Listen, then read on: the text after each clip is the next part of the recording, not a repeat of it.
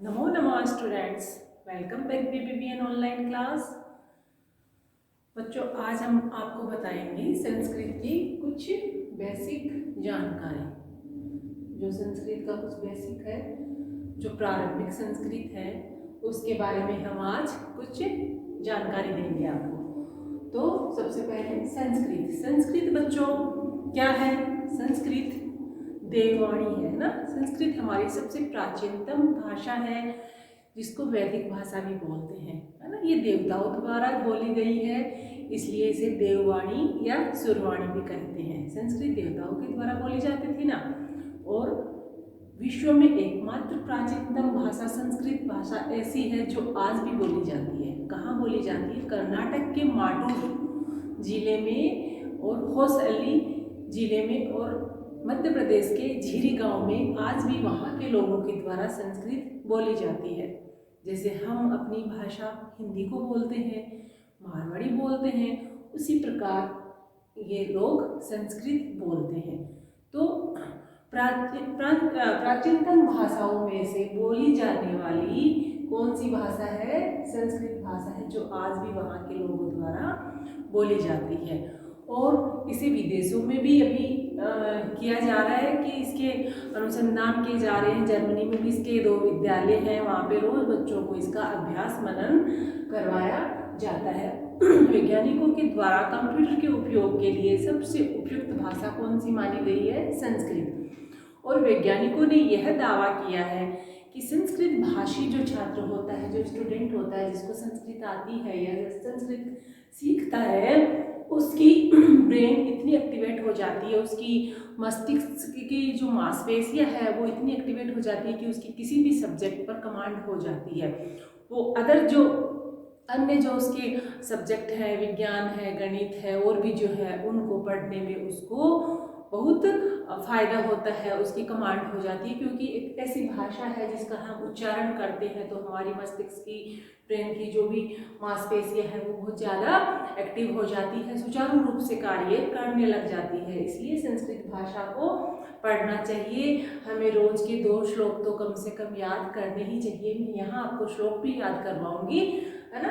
धीरे धीरे चलेंगे। आज हम देखते हैं प्रारंभिक संस्कृत। ठीक है, हमने संस्कृत के बारे में बताया। तो कुछ चीजें हैं: पुरुष, वचन, लिंग, कर्ता, धातु, धातु या क्रिया, और कर्म। ये कुछ चीजें हैं बच्चों। तो पुरुष, पुरुष क्या होता है, पहले इनकी कुछ बेसिक जानकारी देंगे, फिर एक एक चीज को आगे डिटेल से हम बढ़ाएंगे। पुरुष अर्थात पर्सन, यानी जिसमें हम वक्ता, श्रोता या किसी अन्य की चर्चा करते हैं। किससे? पर्सन से, जिससे हम वक्ता अर्थात बोलने वाला, श्रोता सुनने वाला, और किसी अन्य की चर्चा करते हैं, वह क्या होता है? पुरुष। पुरुष आपका ये मैन, आदमी, ये नहीं होता है, कॉन्सेप्ट होती है, अवधारणा होती है पुरुष। ठीक है। पुरुष कितने प्रकार के होते हैं? पुरुष 3 प्रकार के होते हैं, है ना। प्रथम पुरुष, मध्यम पुरुष, उत्तम पुरुष। कितने प्रकार के होते हैं? प्रथम पुरुष, मध्यम पुरुष, उत्तम पुरुष। उसके बारे में आगे पढ़ेंगे। प्रथम पुरुष कौन होता है? प्रथम पुरुष वो होता है जिसके बारे में, जो हमारे पास मौजूद नहीं है, जिसके बारे में हम बात कर रहे हैं। वह बच्चा रो रहा है, वह बालक जा रहा है, वह बस खड़ी है, वहाँ वे इतने आदमी हैं, वे 2 लोग हैं, मतलब हमारे पास में नहीं है। प्रथम पुरुष किसी अन्य के लिए, है ना। इंग्लिश में प्रथम पुरुष को क्या बोलोगे? Third person, third party. जो हमारे पास मौजूद नहीं है, थर्ड पार्टी, थर्ड पर्सन। ठीक है। फिर दूसरा होता है मध्यम पुरुष। मध्यम यानी श्रोता, सुनने वाला। हमारे सामने जो है मध्यम पुरुष, यू, तुम, है ना। यू को क्या बोलोगे? तुम। तो जो सामने वाला, जो श्रोता होता है, जैसे मैं आपको पढ़ा रही हूँ, आप मुझे सुन रहे हो, तो आप मध्यम पुरुष हो गए, आप मेरे श्रोता हो गए, तो आप कौन से हो? मध्यम पुरुष यानी सेकंड पर्सन। ठीक है। फिर है उत्तम पुरुष। स्वयमेव ही उत्तमम। जो स्वयं होता है, खुद के बारे में बताता है, वह कौन सा होता है? उत्तम पुरुष अर्थात फर्स्ट पर्सन, है ना।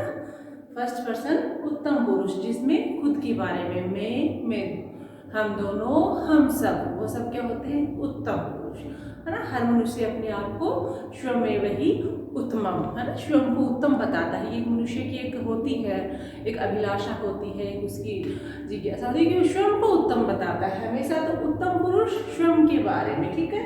फिर इसकी थोड़ी बेसिक जानकारी रहेगी, हम डिटेल से लिख के यहाँ पढ़ेंगे। फिर है वचन। वचन बच्चों क्या होता है? वचन होता है जिससे हमें संख्याओं का बोध हो, है ना। आप रटिए मत, परिभाषाओं को समझिए। वचन क्या होते हैं? नंबर्स होते हैं ना। एक वचन जिसमें एक की संख्या का बोध होता है। द्विवचन जिसमें दो की संख्याओं का बोध होता है। और बहुवचन जिसमें अनेक, बहुत सी संख्याओं का बोध होता है। तो वचन अर्थात नंबर्स, है ना, जिसमें हमें संख्याओं का बोध होता है, हमें संख्याओं की जानकारी मिलती है कि एक है, कि दो है, कि अनेक है। तो हिंदी में वचन कितने होते हैं? हिंदी में एक वचन, बहुवचन होते हैं। और संस्कृत में वचन कितने होते हैं? 3 होते हैं। कितने होते हैं? 3 होते हैं। एक वचन, द्विवचन और कितने? तीसरा कौन सा? बहुवचन, ठीक है। एक वचन, द्विवचन, बहुवचन। तो हिंदी में 2 होते हैं, संस्कृत में 3 होते हैं। दूसरा कौन सा जुड़ा? द्विवचन, जो 2 की संख्याओं का बोध कराता है। फिर लिंग। लिंग हिंदी में कितने होते हैं? लिंग भी हिंदी में 2 होते हैं ना, पुल्लिंग और स्त्रीलिंग, ठीक है। लेकिन यहाँ संस्कृत में कितने होते हैं लिंग? 3 होते हैं, ठीक है। कौन कौन से? पहले तो जानेंगे लिंग क्या होता है। लिंग जो हमें स्त्री या पुरुष होने का बोध कराए, उसकी जानकारी दिलाए हमें कि स्त्री है कि पुरुष है, उसे हम क्या कहते हैं? लिंग कहते हैं, जेंडर, ठीक है। तो लिंग कितने होते हैं? 3 होते हैं संस्कृत में, ठीक है। पुल्लिंग, स्त्रीलिंग और नपुंसकलिंग। तीसरा कौन सा जुड़ा? नपुंसकलिंग। पुल्लिंग जिसमें हमें पुल्लिंग शब्दों का पता चलता है। अकारांतः पुल्लिंग शब्दः, अर्थात जिन शब्दों के अकारांत है, अर्थात जिसके अंत में ए आता हो, ए की ध्वनि आती हो, अकारांतः पुल्लिंग शब्दः। जैसे रामः, है ना, राम है, तो इसका वर्ण विच्छेद करेंगे, र प्लस आ प्लस को धन भी बोलते हैं, ठीक है। म, क्या?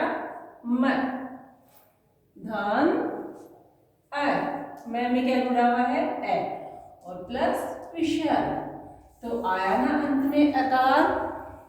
अंत में जिन शब्दों के अंत में ए आता है, उन शब्दों को क्या बोलते हैं? पुल्लिंग। अकारांतः पुल्लिंग शब्दः। दूसरा कौन सा शब्द हुआ? स्त्रीलिंग। आकारांतः स्त्रीलिंग शब्दः। जिन शब्दों के अंत में आ आता हो, उन शब्दों को क्या बोलोगे? स्त्रीलिंग शब्द। जैसे लता, है ना, तो अंत में आ की ध्वनि आई, लता। और नपुंसकलिंग शब्द, जिन शब्दों के अंत में मकार आता हो, है ना, वो क्या होते हैं? नपुंसकलिंग शब्द। जैसे फलम, वस्त्रम, पुस्तकम, है ना, जलम, ये सब क्या है? फलकम, ये सब क्या है? नपुंसकलिंग शब्द। इनकी आगे विस्तृत जानकारी हम आपको आगे देंगे, अभी आपको इनका बेसिक समझा रहे हैं। तो पुरुष हो गए। पुरुष कितने होते हैं? 3 होते हैं। प्रथम पुरुष, मध्यम पुरुष, उत्तम पुरुष। वचन कितने होते हैं? 3 होते हैं। कौन कौन से होते हैं? एक वचन, द्विवचन और बहुवचन, ठीक है। फिर लिंग। लिंग भी कितने होते हैं? 3 होते हैं। पुल्लिंग, स्त्रीलिंग, नपुंसकलिंग, ठीक है। इनको एक बार लिख देते हैं हम। 3 कौन कौन से होते हैं वो इनके बारे में लिख देते हैं, तो जिसकी सामान्य आपको जानकारी मिल जाएगी। प्रथम पुरुष, पहला, और दूसरा मध्यम पुरुष, ठीक है। और तीसरा उत्तम पुरुष। और वचन भी कितने होते हैं? 3 होते हैं। कितने होते हैं? 3।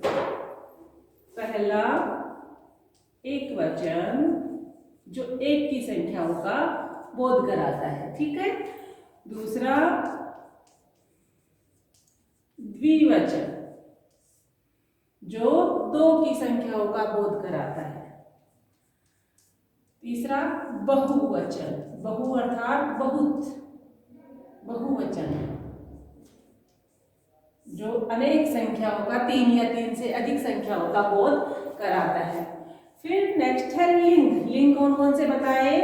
पहला पुल्लिंग, दूसरा स्त्रीलिंग,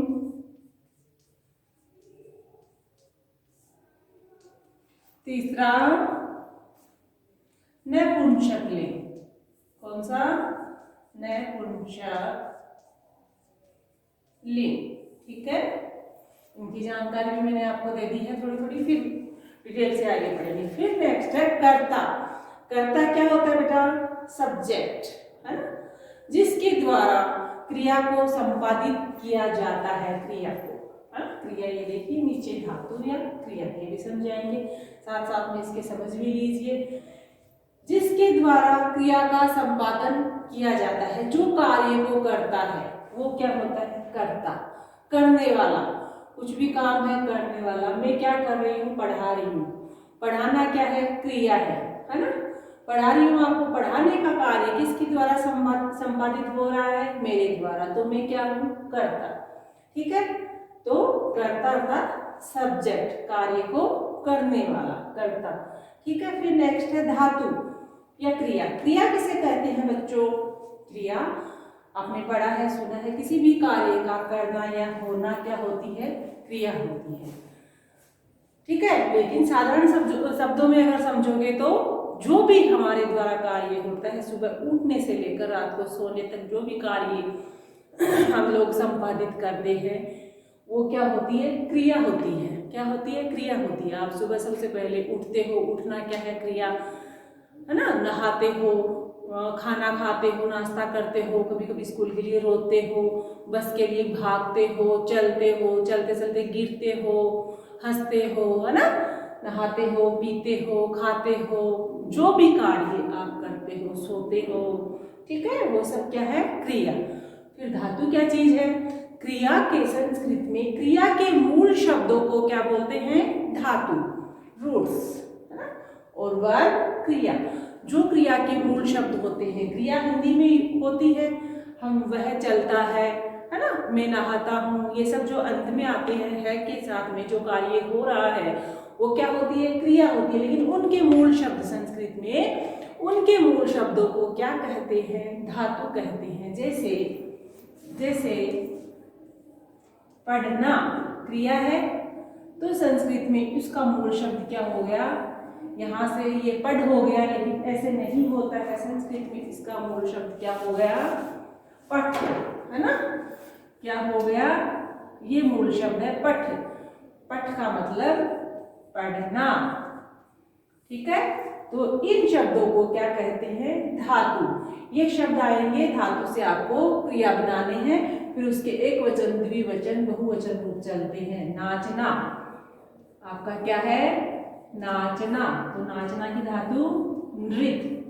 कौन सी धातु? नृत। धातुओं के सदैव हलंत लगता है। चलना, चल धातु। पढ़ना, पठ धातु। लिखना, लिख धातु। खेलना, क्रीड या खेल। ठीक है। और हंसना, हंस धातु। इस प्रकार जो उनका मूल शब्द होता है वह क्या होती है? धातु। कर्म, कर्म यानी ऑब्जेक्ट। कर्म क्या होता है? सबसे पहले कर्म को समझिए आप। कर्म क्या होता है? कर्ता के, जो कर्ता का जिस कार्य पर असर होता है ना, उसे क्या कहते हैं हम? प्रतीयमता। कर्ता है जैसे राम फल खाता है। राम फल खाता है। राम क्या हो गया? कर्ता, सब्जेक्ट, है ना। खाता, खा रहा है ना, तो ये क्या हो गई? क्रिया। अब क्रिया है, ये देखो खाता है, इसकी मूल धातु क्या होती है? खाने की। ये खाना है, खाने की मूल धातु खाद, खाद धातु से बना है खाना, इस प्रकार मूल धातु होती है। तो राम खाता है, क्या खाता है? फल खाता है। फल खाएगा, धीरे धीरे फल समाप्त हो जाएगा, है ना। आप बनाना छीलोगे, खाओगे, खाते खाते उसको शुरू करोगे, थोड़ी देर में वो फिनिश हो जाएगा। राम भोजन खाता है, थाली भर के बैठा था, फिर धीरे धीरे खाया तो भोजन समाप्त हुआ कि नहीं हुआ? थाली खाली हुई ना, आपकी प्लेट खाली हो गई ना, उस पर असर पड़ा ना। पहले भरा हुआ था, फिर वो खाली हो गया, फिनिश हो गया। राम जल पीता है, तो जल गिलास भरा हुआ था या बोतल भरी हुई थी, तो उसको पिएगा तो उस पर असर पड़ेगा ना, जल पे। वो भरा हुआ ही नहीं रहेगा ना, आपके अंदर जाएगा, पेट के अंदर जाएगा, उस पर असर हुआ ना। तो कर्ता का अपनी क्रिया के द्वारा, या डायरेक्ट समझ लीजिए, कर्ता का जिस पर असर होता है वो क्या होता है? कर्म। क्या होता है? कर्म होता है। ठीक है, इतना आप समझ लीजिए, उसे कहते हैं इंग्लिश में ऑब्जेक्ट। तो मैंने आपको बच्चों इनकी डिटेल्स को आगे बढ़ेगी, बहुत सारी डिटेल्स है इन्हीं की, सारे इन्हीं से ही रिलेटेड है। पुल्लिंग, स्त्रीलिंग, नपुंसक लिंग तो सारा वही सब कुछ है। धातुएं चलेंगी आपके, तो मैंने आपको ये बेसिक जानकारी दी, इनको आप लिखिए। जो परिभाषा है मैंने आपको इनकी नॉर्मल, जो हम साधारण शब्दों में, रटी रटाई तो आप सुनते आ रहे हो, कि आपको समझ में आ जाए, है ना। उसको कभी आप नहीं भूलो, समझ के आप उसकी परिभाषा बना सकते हो। कि मैंने आपको एकदम साधारण सिंपल भाषा में आपको इनकी जानकारी दी है। आप इसको बार बार सुनेंगे अच्छे से, तब आपको ये अपने आप आपके माइंड में सेट हो जाएगी। आगे हम जब भी पढ़ेंगे तो हर चीज आएगी। पुरुष, प्रथम पुरुष, मध्यम पुरुष, उत्तम पुरुष, वचन, एक वचन, द्विवचन, बहुवचन, हर शब्द रूपों में चलेंगे।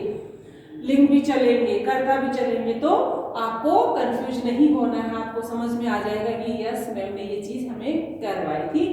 तो प्रारंभिक संस्कृत का ये जो बेस है, ये आप थोड़ा समझिए। Okay students, bye, thank you.